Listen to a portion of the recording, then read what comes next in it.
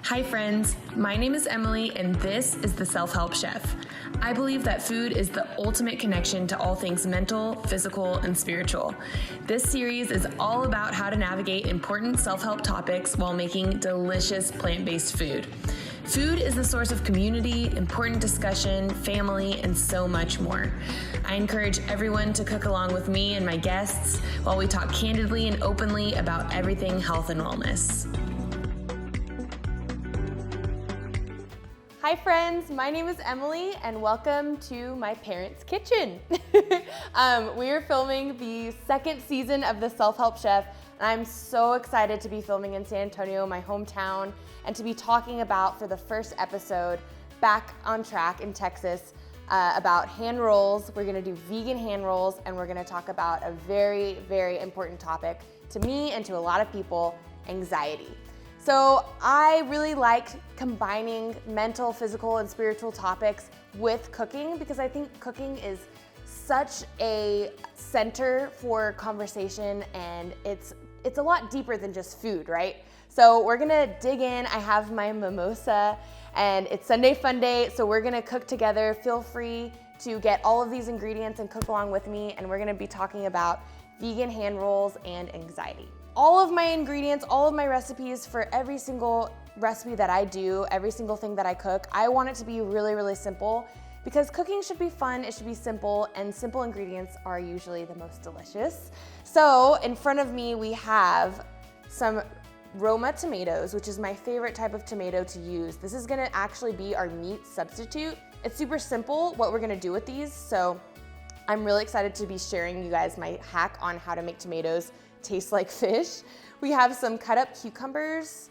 We have some mirin and rice vinegar mixed together, some sesame seeds for garnish, sesame oil, miso, which is like my favorite ingredient in the whole world. If I could use miso for every single thing that I cooked, I would.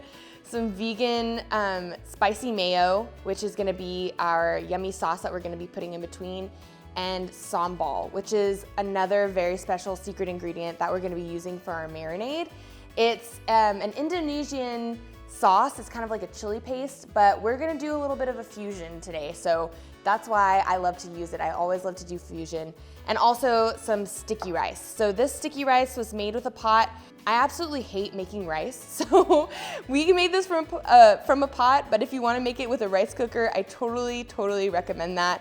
If somebody wants to buy me a rice cooker, by the way, your girl will take it. So please buy me a rice cooker because I absolutely hate making rice. But we're gonna get started. So the first thing that we're gonna do today is make our Roma tomatoes. We're gonna be doing a special technique called concasse.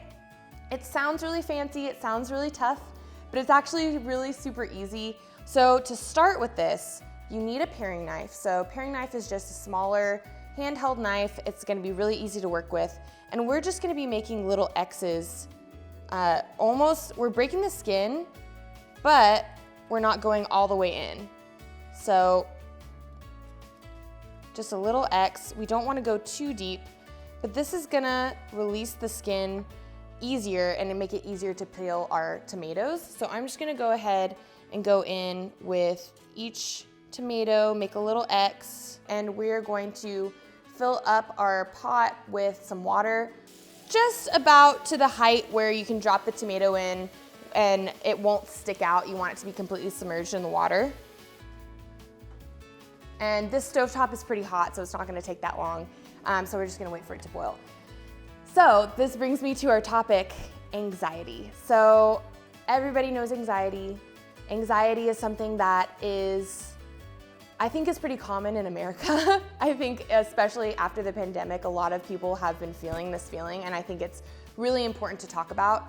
A lot of people don't want to show vulnerability talking about anxiety, but it is really important to face it and to talk about it. So anxiety, everybody has it. All it is it's just excessive, obsessive thoughts about one's future, about something that could happen, about your career, your life, your social life. It can come up in so many ways.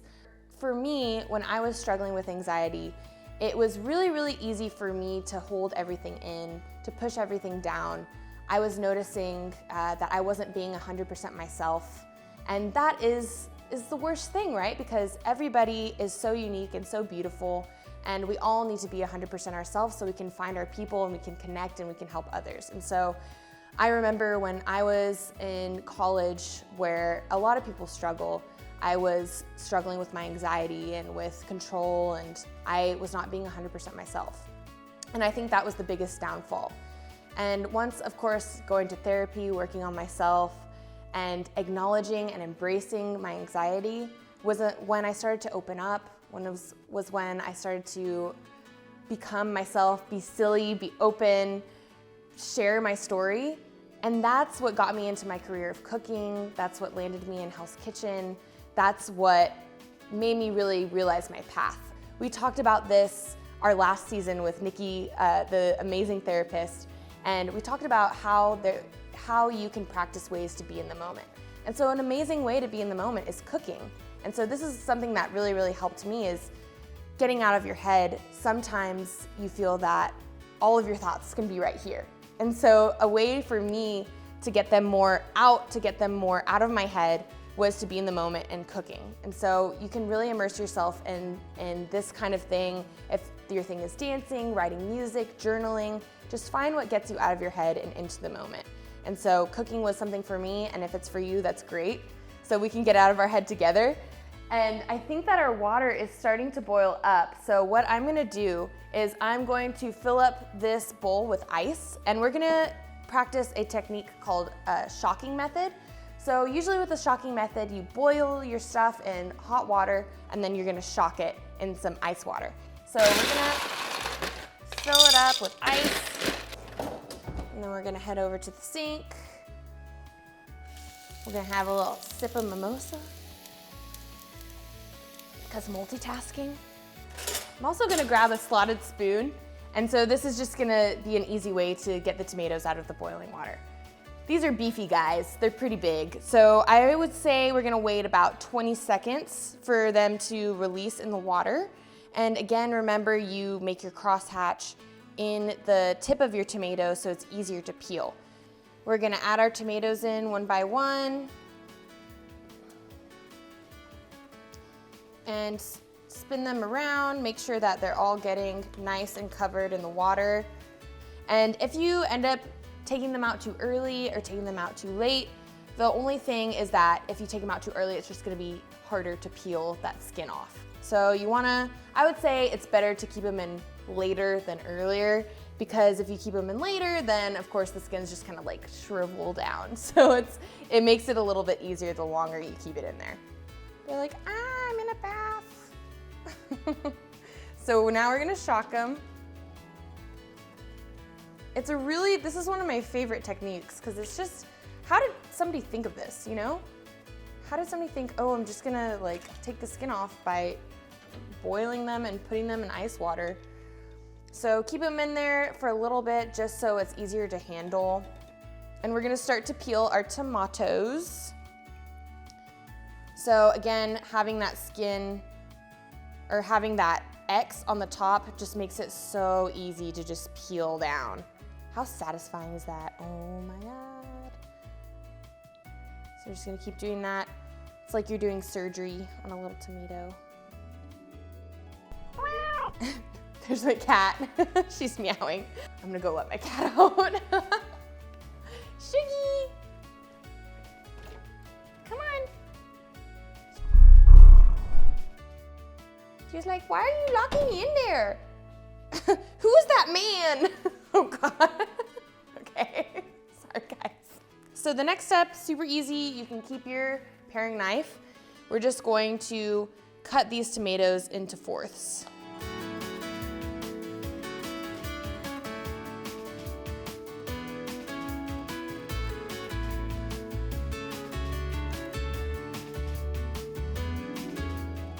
Part of why I chose to do sushi for this episode is because I had kind of a fail in Hell's Kitchen trying to make sushi, and it's been giving me a lot of anxiety since then.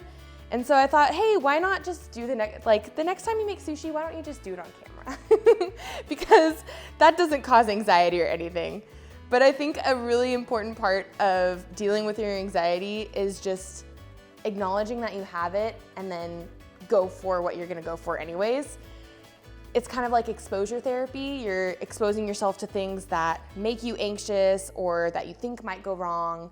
For example, like if you were afraid to go to a party and you had social anxiety, just go to the party anyways and see what happens. And if it's a big disaster, then it's a big disaster and your anxiety was right. But most of the time it's not gonna be what you think it's gonna be. So that's why I always think about what makes me anxious, what is something that I'm extremely scared to do, and I'm just gonna like do it and see what happens because it's probably most likely not as bad as I think it's gonna be. And then we're gonna get our chef's knife and we are going to chop this up. It can be a really rough one, a rough chop, so that means don't really put too much emotion into how they're looking because they're gonna marinate, so they're gonna break down. And also we're putting them in a roll, so you're not really gonna see them. It's just all about that texture of how they're gonna be eaten and how you want them to feel in your mouth. That sounds weird, but it's all about that mouthfeel. I think that's such a fun part of vegan cooking is the creativity of taking something that's so traditional and then turning it and making it something completely different, but having it still taste the same. I think that's a huge part of why I love plant-based cooking. So this is the fun part. This is where we're gonna combine, feel like scientists, make our marinade. And so I have a lot of classic ingredients here that are used for multiple things, but it's kind of a fusion of what I'm doing. So we have our base, which is our sesame oil. And so sesame oil will give it a really, really nice, deep, smoky flavor. And then of course, miso is my number one, my baby ingredient. I love miso. So we're gonna add, this is about a tablespoon and a half. So a lot of people think mirin and rice vinegar are the same, and they kind of are. But the fun thing is that mirin is a little sweeter, as where rice vinegar is a little bit more pungent. And so I like the combination of both. Now we're gonna add the spice. So trust me, I'm not adding all of this in. This is just for decoration. This is Sambal, so it's a chili paste. And it's really, really, really spicy. So when I poured this in, I think I sneezed like 10 times in a row. So be very light-handed on this spice. We're just gonna pour a little bit in. We're gonna whisk this all together because that miso is more solid than the other ones, and so we want it to be an even coating of all the yummy ingredients. We wanna make sure they're gonna be coating our cute little tomato chunks all evenly, and we're not discriminating against one or the other. All right, so this is about all mixed up. We're gonna pour her over the yummy tomatoes that we just made. Oh yeah.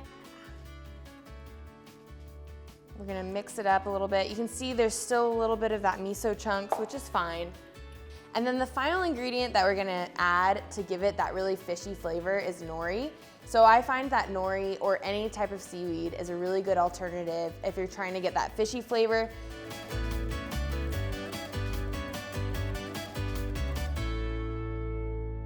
And so I'm gonna go ahead and set this in our fridge. Ah, there's a White Claw. That is. What we can do while we wait is you can either make your sushi rice, which I've already made, and for our hand rolls, we are using the same nori that we used for our marinade. And this, I've decided, is too big for the rolls that I wanna do today. So we're just gonna cut them in half. And these are gonna be our beautiful hand rolls. And again, get toppings that you like for sushi. I'm keeping it simple today and just doing cucumber, sesame seeds, and spicy mayo. If you wanna add something else, please be my guest and please be creative with this because that's what it's all about, right? Staying in the moment, getting out of your head, and being mindful about what you're doing. All right, so I think our marinade is ready. We're going to taste it. Here it is, we're gonna taste it, get all of that liquid off.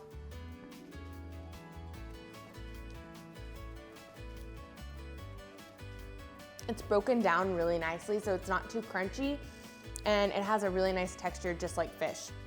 So we're going to scoop this into our bowl, and then we're gonna start rolling. I'm so excited. I've actually never made a hand roll before, so we're gonna do this together.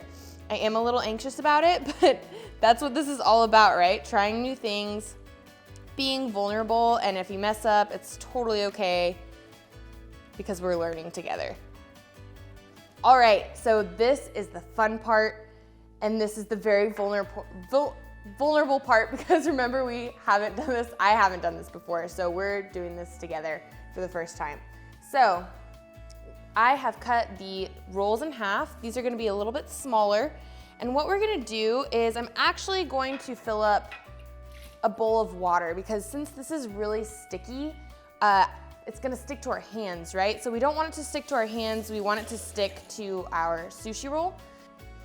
So what we're gonna do is we're gonna start with our rice, and I kinda wanna make it a thick roll. So we're going to fill up a big part of this nori roll. So I'm going to grab our sticky rice. We're gonna roll it up.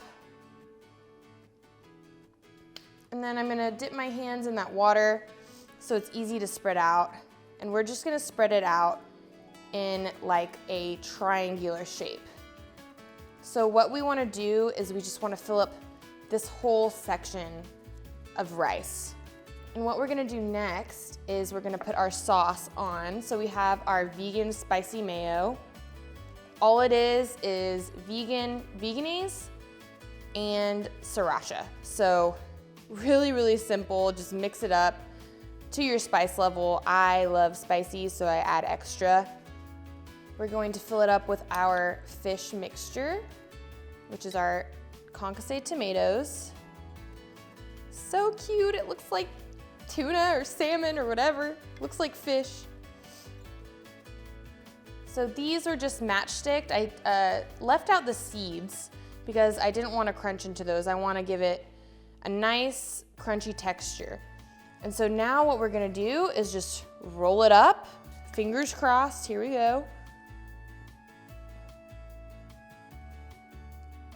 I was told that you need to keep it tight.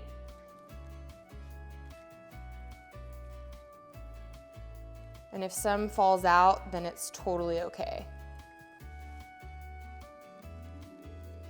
All right, so we've gotten to the point where we need to stick it.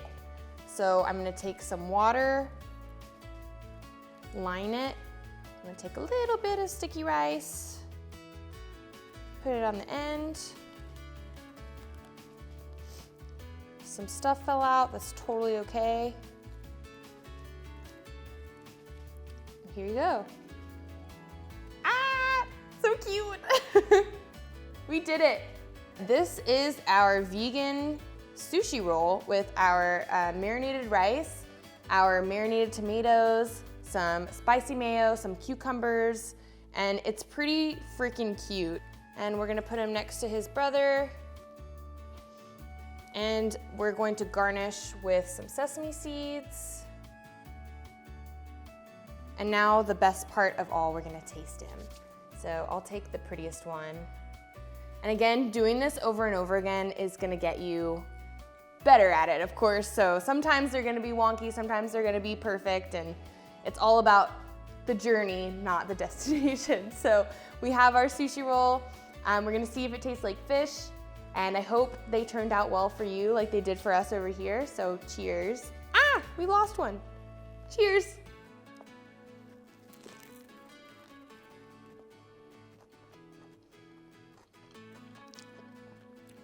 It tastes like fish. Guys, it's really good. Please try this, it's amazing. And we were in the moment together as well. We were cooking in the moment. We were enjoying ourselves. We weren't worrying about the past or the future. We were in here in the present. So thank you guys so much for joining me back on my first episode of the second season of The Self-Help Chef. Remember, you are worthy, you are important, and we will see you in the next episode.